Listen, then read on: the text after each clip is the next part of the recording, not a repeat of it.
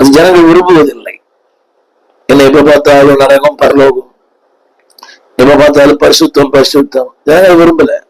அவன் விரும்புவதெல்லாம் அந்த நாள் வாழ்க்கைக்கு ஒரு நிம்மதியான வாழ்க்கை, சமாதானமாய் ஆற்றுவார், தேற்றுவார், அரவணைப்பார், உன்னை பாதுகாப்பார், பராமரிப்பார், இதே ஜனங்கள் விரும்புகிறார்கள்.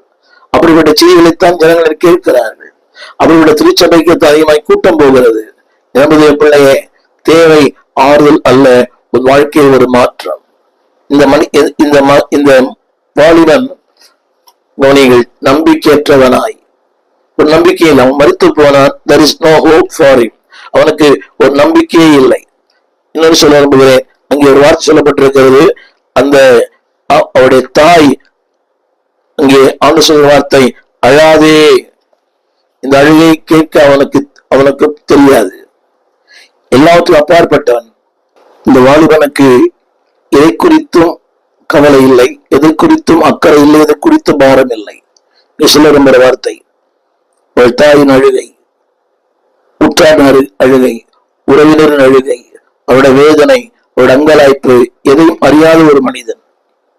இன்னும் கொஞ்ச நேரத்துல அவன் அடக்கம் செய்யப்பட போகிறான். எதை குறித்தும் அவனுக்கு கலக்கம் இல்லை.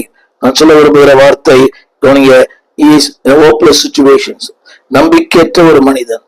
நாளிலே நம்பிக்கையற்ற உன் வாழ்க்கையிலே இரட்சகர் இயேசு தேடி வந்திருக்கிறார். இந்த பெண்ணைக்கு சொல்லும் போது கவனியங்கள், அவள் உயிரோடு இருக்கிறாள், ஆனால் செத்து போன ஒரு வாழ்க்கை. மகன் செத்து போனவன். இந்த விதவை உயிரோடு இருக்கிறாள், ஆனால் அவள் செத்து போன வாழ்க்கை. she is not well. she is alive but she is not well. உயிரோடு இருக்கிறாள், ஆனால் சுகம் இல்லை. கவனியங்கள், அவருடைய வாழ்க்கையிலே நிம்மதி, சமாதானம் ஒன்றுமே இல்லை. இன்றைக்கு திருச்சபைக்கு வருகிற அநேகருடைய வாழ்க்கையிலே இதான் நிலைமை.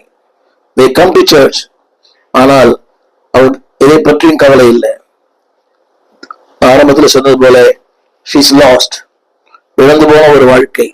ஆனால் ஆண்டு சொல்லுகிறார், அன்புடைய பிள்ளையே, அப்படிப்பட்ட நேரத்துல மரணத்தோடு, நம்பிக்கையற்ற வாழ்க்கையோடு, ஒன்றுமில்லாத வாழ்க்கையோடு உன்னோடு கூட இடைப்படும்படியாய், ஆங்கிலத்தில் சொல்வேனால் God wants a deal in your life. உன் வாழ்க்கையிலே இடைப்படும்படி விரும்புகிறார், உன் வாழ்க்கையை மாற்ற விரும்புகிறார், உன் வாழ்க்கையிலே அற்புதங்களை செய்ய விரும்புகிறார். God wants to deal with you. நான் வசனத்தை வாசிக்கிறேன், அவர் கிட்ட வந்து அவளை பார்த்து, God wants to deal in your sorrow.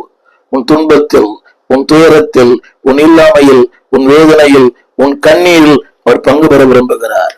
நீ சிரிக்கும் போது அநேக சிரிப்பார்கள், ஆனால் எழும்போது